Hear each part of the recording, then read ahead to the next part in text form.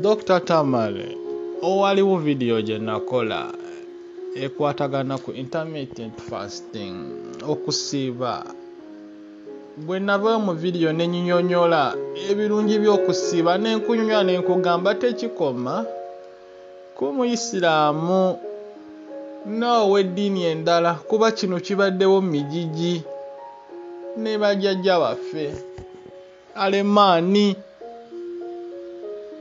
evolution zijje nga zikyuka ne kino kibaddewo era nga ne kino kirina benefits ku mubiri gwo na kunyonyola hormones eziyambirwa ddala ziyamba ku kibumba ziyamba ne ku mubiri azin jeno mutima kyenda olubuto okusiiba kuno kulina benefits kyobadde tomanyi ku mubiri gwo ne metabolism yennyini nayo eyambibwako oba obadde okimanyi. Byonna nabinyonyola mu musomo gwe nasomesa ogwa intermittent fasting ku kibuuzo ekyambuuza Doctor, important zaayo ne benefits byonna ne mbinyonyola mu video zange.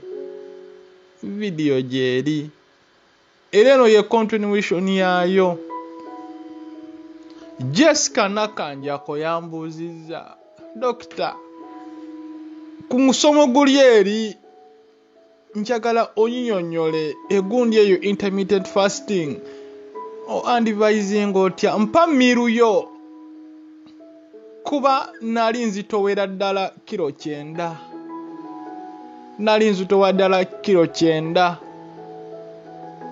era ekyo kyanyambira ddala we najja nentandika okupatana eno okugisa mu nkola eno intermittent fasting pattern. Nze njita pattern oba system akaseera kyoyinza okiyita kyonna naye ng'egenderwamu ku meal egenderwamu ku mmere nakunyonyola osobola okugikola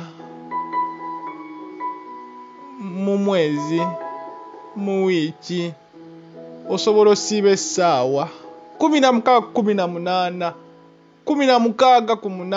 essaawa buli ssaawa 8 oluvannyuma lwa ssaawa 8 waliwo abasiiba olunaku 24 hours. Eno intermittent fasting erina benefits nyingi nnyo nazinyonyola mu video zange era nga video eno gye ngenda okukola tekyuse na ku video eri gye nakola ya intermittent fasting.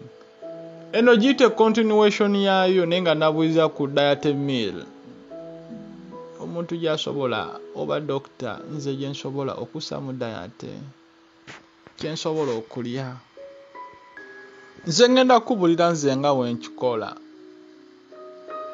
ku ssaawa 11 mba nzuukuse mu kusaala n'okukolako sport nga wenkunyolwa kuba sikola atuuganya nnyo agenda okumenya omubiri gwange nga sinaba kutandika lunaku.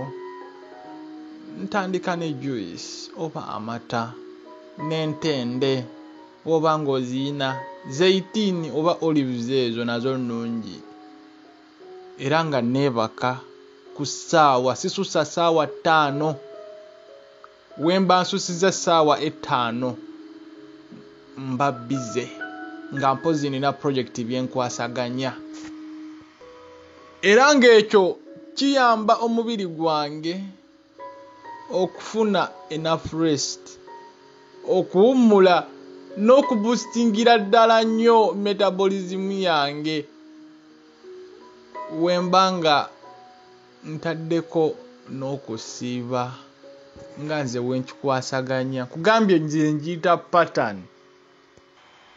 Ebiseera ebisinga wemba nga juice simukoze oba nga amata sagadde gakola naye ku diet yange nzukukana kaawa ali organic sigula buli kaawa naye nsinga nnyo okukozesa kintu ekiri organic kyentandika n'olunaku ate kaawa oyo making sure atabuddwamu n'amata oba mutabulamu amata genyini agali low fat. Era ng'omuntu ayagala okozesa coffee oba coffee cup kozesa akatini wakuba bino ebintu abasinga tetubimanyi migaso gyabyo. Bino ebintu birungi nnyo era nakunyonyola n'obukyamu obuli mu kaawa. Nze kaawa wembanga mukozesa mu wiiki sesusa mirundi 3. Mulungi naye ate mubi. Womuyitiriza omungi oyo caffeine womuyitiriza omungi mulungi. Nenze nkikola bwentyo. Oba nkikolamu omulundi gumu nkozesaamu kaawa omulundi gumu mu wiiki. Era nga ku ssaawa 12 uzembanza okuse nteekako ekikopo ky'amazzi 1.5 nga mulimu limoni oba limoni. Ebyo mbikolera ddala kuba mba njagala nnyo okusatulatinga n'okusayira ddala amasavu agandi mu mubiri. Eno information gye nkuwa yaffe ba nutritionist era nga no bikugamba omuntu aba abyagala. Ba nutritionist abasinga bino ebintu baba bagenda bikujjako ssente, baba bagenda kubangulira ssente. Of which nze Dr. Tamale nakola ekintu nga njagala kitaase community ate kisomese community kiadinge value ku community.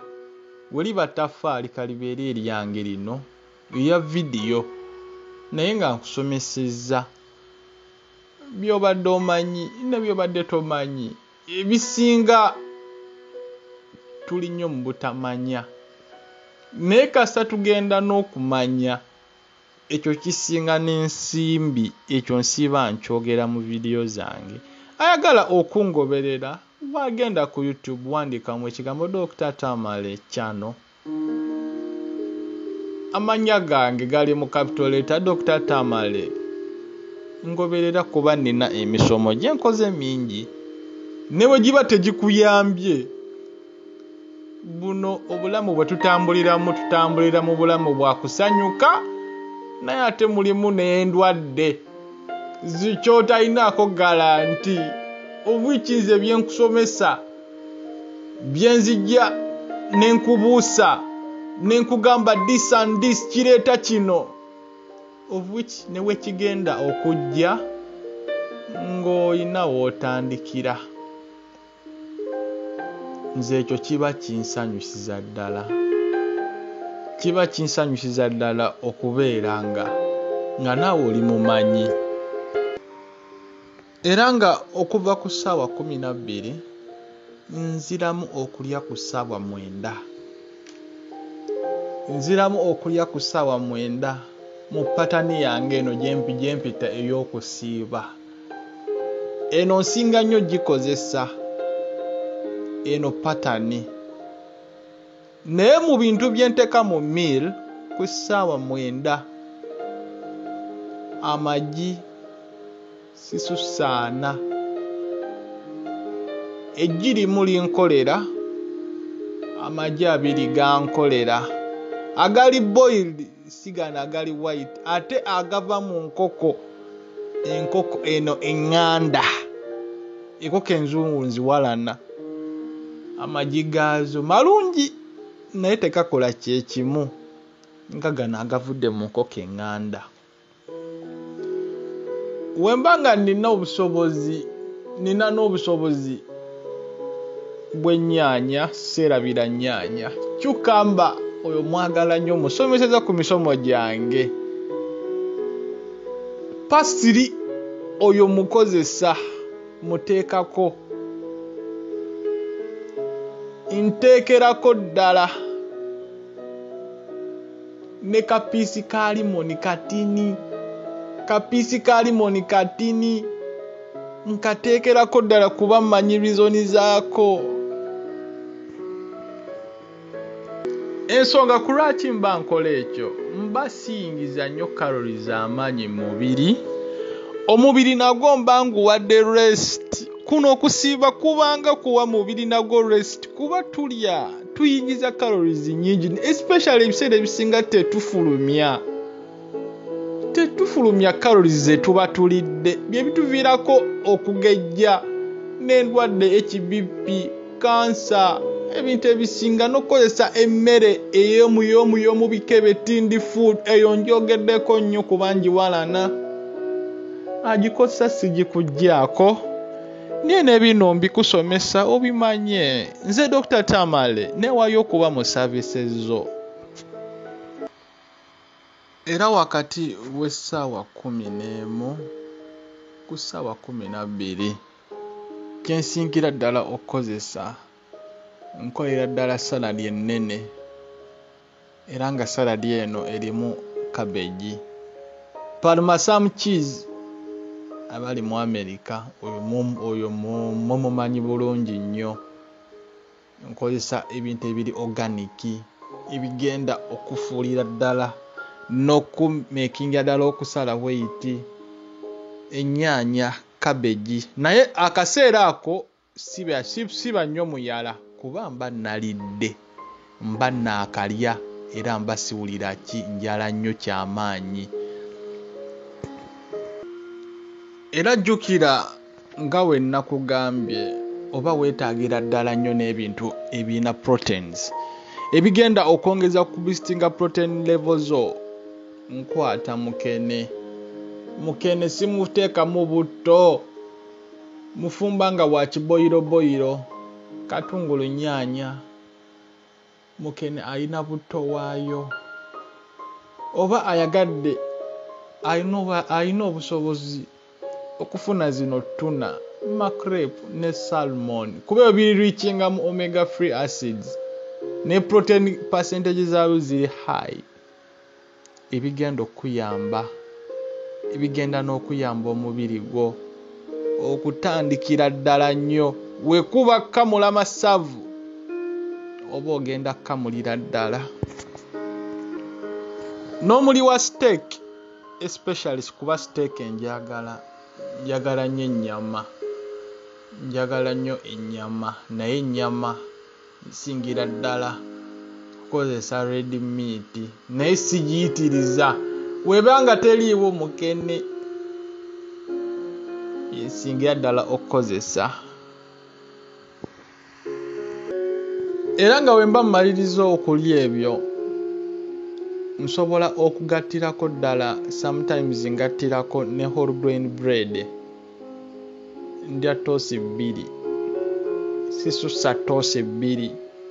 Ogwo whole grain bread guyambira nnyo ddala kuba guyambira nnyo ddala ku muntu ayagala n'okusala amasavu, omugejjo, kuba ogwo omugati tegugezza,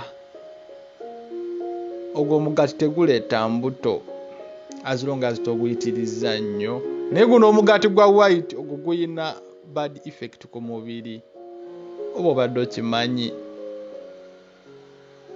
Wemba mmaze nendekawo kacaayi kange akalimu entangawuzi, ensaamusaamu, senkambwe ne kalimoni katini, nembiteeka mu mmiiro, nembiteeka mu caayi, nentabula kacaayi, nenywerekezaako kacaayi. Ekireeta omugejjo gaba masavu ne estrogen level, eyo hormone ebikwetera ne female hormones. Nzize mbyogera mu video zange. Nkimanyi omuntu yenna ali eyo yeeboye olw'amagezi gano genjogedde. Eating pattern yange nze wengikwasaganya, naye eating pattern eno mu mwezi njikolamu emirundi nga 3, 2, mu wiiki emirundi 2, wemba ndaba nga ngezze nnyo. nkipinga ddala my body njiwa discipline wa omubiri gwo discipline tolya buli kimu ky'osanze olw'okuba omubiri gwagala kiri mu kiseera kyakyo ebintu ebingi calories z'oyingiza ennyingi zirina effect ku mubiri oba obadde okimanyi. Nze Dr. Tamale neewaayo okuba mu services n'okusomesa era ku ssaawa 2 ez'ekiro awo enfunira miiru yange awo enfunira miiru oba bijanjaalo kawunga nako sikayitiriza kuba carbohydrates tuzimanyi nnyo ze zigejjiza ddala zina percentage nnyingi nnyo mu ggezza mbikonsumingira ddala mu low quality oba mu low percentage making sure nga mbiriira ddala naye mu ngeri ensaamusaamu oba sekyo n'obutaliira ddala wembanga nkoze eno eating pattern n'okusaamu ebintu bingi nnyo mu diet oba sekyo nekimaliriza ku ssaawa 12 nesitaddamu kulya kuba nebaka ssaawa mmeka nebaka ssaawa 4.5 ekinene nnyo 5 ekyo mba mpadde omubiri gwange kirina benefits zemba mpadde omubiri gwange of which omu ayinza okirabanga dokita okubeera kwerumya kulwaki mba neerumya naye ng'ekirwadde tekinnaba kujja kuzingako wojja ogamba nti era mutuufu kyali necessary okukikola ng'olubuto lukususseeko amasavu obukoowu ne bode yennyini enjoka ebiwuka mu lubuto n'okuba nazo organizizo break okuzibwamu nazo break nazo ziba zeetaagisiza ddala zeetaaga ddala naye okuba zo tezigamba ekirwadde nga kizze nti era munnaaye wali olina okunfaako wali olina okulya kino naye tewakirya kati ze zino result nange zenkuwadde weekityo munnaaye wekiri. Nze Dr. Tamale bannange akuume akakuumira mpeera vidiyo zange nnyingi nnyo zikyajja esinga nzikoze woba ng'oli mupya nga egwasoose okumpulira oba nga gwe gwo ogusoose okumpulira vidiyo endala kebera mu channel yange gye ziri nnyingi nnyo ezisomesa eziyigiriza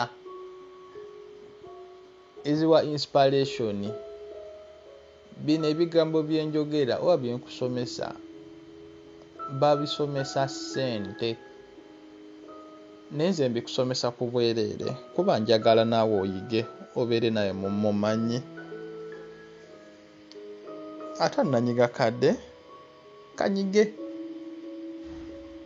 as long as video ogirabyemu value eriso bowaling yebadde ebowa naye nga kyenkubulidde kyekyo calories oba oyingiza nti ni mubiri